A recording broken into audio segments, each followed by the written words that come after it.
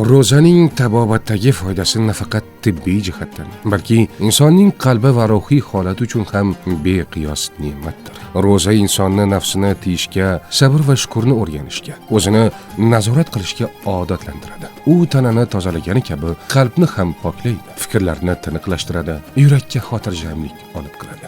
Ro'za tutgan inson o'z sog'lig'iga e'tiborliroq bo'ladi, ovqatlanish tartibini to'g'rilaydi, zararli odatlardan asta-sekin uzoqlashadi. Eng muhimi, u o'zini Yaratganga yaqinroq his qiladi. Ibodatdan, Qur'on tilovatidan va duodan huzur topadi. Bu esa insonni ruhiy jihatdan mustahkam, hayotga ijobiy qaraydigan, shukronalik hissi baland bo'lgan shaxsga aylantiradi. Xulosa qilib aytganda, ro'za bu faqat och qolish emas, balki sog'lom tanaga, pok qalbga va yuksak ma'naviyatga eltuvchi buyuk ibodatdir. Ro'za tutish orqali inson ham jismonan, ham ruhan yangilanadi. Hayotiga baraka va osoyishtalik kiradi. Alloh barchamizga ro'zani chin dildan tutib, uning behisob foydalaridan bahramand bo'lishni nasib etsin. Xush kelding, xush qadam Ramazon.